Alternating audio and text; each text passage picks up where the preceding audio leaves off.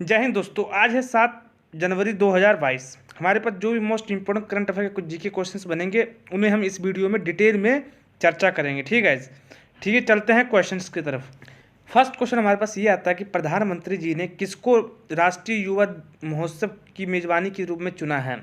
इसका सही उत्तर क्या होगा? इसका सही उत्तर होगा पुडुचेरी को चुना है, क्योंकि जो प्रधानमंत्री नरेंद्र मोदी जी ने 25वें राष्ट्रीय युवा महोत्सव की मेजबानी के रूप में चुना है पुडुचेरी को, और ये 25वां राष्ट्रीय युवा महोत्सव है, नेशनल यूथ फेस्टिवल। ठीक है, इंग्लिश में नेशनल यूथ फेस्टिवल।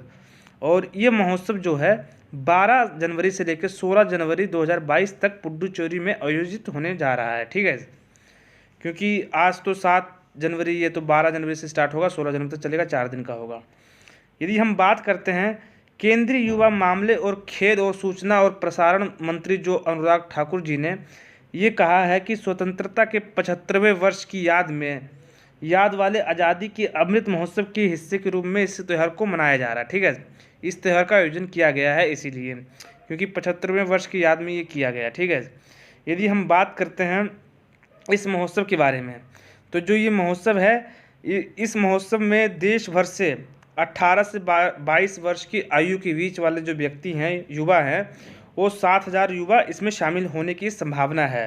यदि बात करते हैं इसके उद्देश्य की, तो इसका उद्देश्य क्या है कि इस आयोजन का युवाओं में राष्ट्रीय एकता, भाईचारा और साहस की अवधारणा का प्रचार प्रसार करने के लिए ये उद्देश्य अपनाया गया। ठीक है, यही इनका मेन उद्देश्य है। यदि हम बात करें इसका मतलब कि शुरुआत कब से हुई थी, इसकी शुरुआत हुई थी जो नेशनल इंटीग्रेशन कैंप है, जो NIC है, उसके द्वारा ये आयोजित कार्यक्रम की जो शुरुआत हुई थी राष्ट्रीय युवा महोत्सव की 1995 से शुरू किया गया था। ठीक है, इसे याद रखना, जो राष्ट्रीय एकता शिविर यानी नेशनल इंटीग्रेशन कैंप NIC, ये याद रखना, इसके तहत ये किया गया है शुरू जो कार्यक्रम है राष्ट्रीय युवा महोत्सव।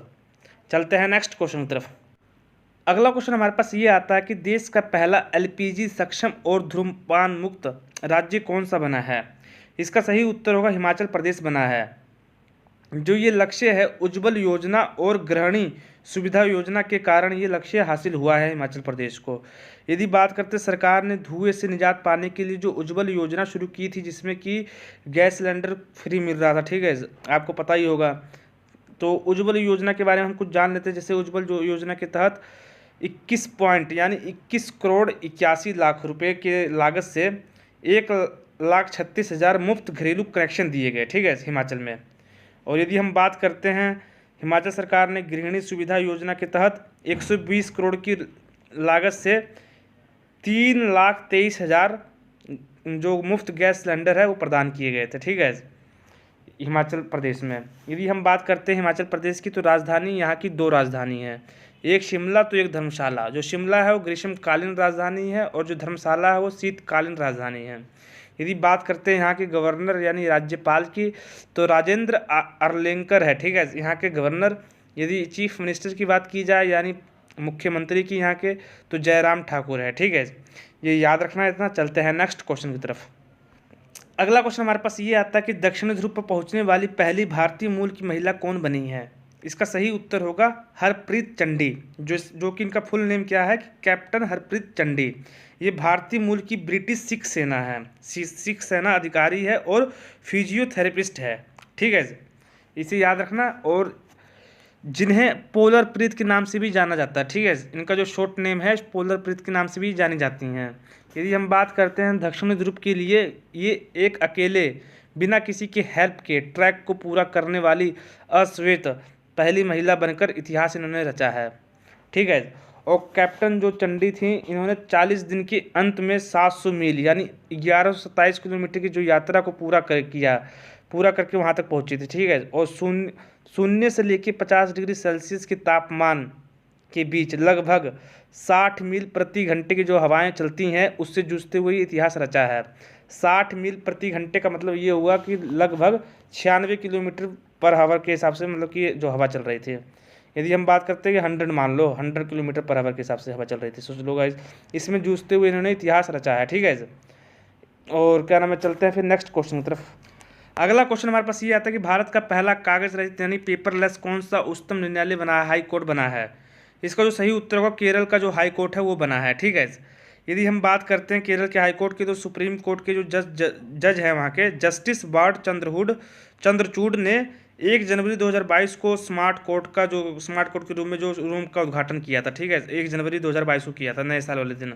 और यहाँ पर क्या सिस्टम है कि अगर जो वकील है, वकील की जो केस फाइल है वो भी उपलब्ध करवाई जाएगी। मतलब सब सिस्टम पेपरलेस है, मतलब वहाँ पेपर वाला कोई काम नहीं है, सब ऑनलाइन कंप्यूटर पर ही सब होना है, ठीक है। ये याद रखिए। चलते हैं नेक्स्ट क्वेश्चन की तरफ। अगला क्वेश्चन हमारे पास आता है कि 2021 में भारत के किस महीने में सबसे अधिक मासिक निर्यात $37 बिलियन का रिकॉर्ड बनाया है। निर्यात का मतलब होता है एक्सपोर्ट करना, यानी हम अपना माल किसी को बेचते हैं। जैसे कि अब हमारे भारत का माल विदेशों में जाता है तो इसे निर्यात कहते हैं, ठीक है। निर्यात में हमें फ़ायदा रहता है क्योंकि हम अपना माल बेच रहे हैं, ठीक है। तो जो $37 बिलियन का रिकॉर्ड बना वो भी 1 महीने का, वो किस महीने का है, वो है हमारे पास दिसंबर महीने में ये रिकॉर्ड बना है। यदि हम तुलना करते हैं, हम जो भी तुलना करेंगे वो करेंगे दिसंबर 2020 की और दिसंबर 2021 की। जो दिसंबर 2020 के आंकड़े के अनुसार जो भारत का जो निर्यात है, जो अभी दिसंबर 2021 है, उसमें 37% बढ़ा है। दिसंबर 2020 से दिसंबर 2021 में 37% बढ़ा है। और ये वित्तीय वर्ष में भारत का जो माल का निर्यात है वो $400 अरब के पार हो गया है, ठीक है। और यदि हम बात करते हैं पिछले 2020 में जो दिसंबर की तुलना में जो इंजीनियरिंग सामान का जो निर्यात हुआ वो 37% की वृद्धि हुई है उसमें। 2020 के दिसंबर की बात की जाए तो, या अभी जो 2021 का दिसंबर चल रहा है उसकी बात कर रहे हैं, ठीक है। 37% वृद्धि हुई है। और आभूषण का जो निर्यात एक्सपोर्ट है उसमें 15% की वृद्धि हुई है, ठीक है। और हमारे पास जो रेडीमेड कपड़े हैं ये भी 22% की वृद्धि हुई है। सूती धागे में भी 46% की वृद्धि हुई है दिसंबर 2020 के मुकाबले में जो दिसंबर 2021 है, ठीक है, उसकी बात हो रही है। चलते हैं नेक्स्ट क्वेश्चन की तरफ। अगला क्वेश्चन हमारे पास ये आता कि हाल ही में विक्टर सानिव का निधन हो गया, वे कौन थे। वो एक खिलाड़ी थे, ठीक है। ये एक ट्रिपल जंपर थे। इन्होंने ओलंपिक ट्रिपल जंप में 3 बार स्वर्ण पदक जीत के इन्होंने पूरे विश्व रिकॉर्ड बनाया था, पूर्व विश्व रिकॉर्ड बनाया था। तो जो इनका निधन है ऑस्ट्रेलिया में हो गया था। इन्होंने 1969 एथेंस में और 1974 रोम में आयोजित जो यूरोपीय खेल में जो स्वर्ण पदक हासिल किया था, ठीक है। इतना याद रखना। चलते हैं नेक्स्ट क्वेश्चन की तरफ। अगला क्वेश्चन हमारे पास आता है कि हाल ही में किसने राष्ट्रीय स्वच्छ गंगा मिशन के नए महानिदेशक के रूप में पदभार ग्रहण किया है। इसका राइट आंसर गाइस क्या होगा। इसका जो राइट आंसर होगा वो हमारे पास होगा जी अशोक कुमार जी ने किया है, यानी ऑप्शन डी जो होगा इसका जो राइट आंसर होगा। ठीक है, फिर गाइस इस वीडियो में इतना ही। मिलते हैं नेक्स्ट वीडियो में नेक्स्ट डे के करंट अफेयर के साथ। Okay bye.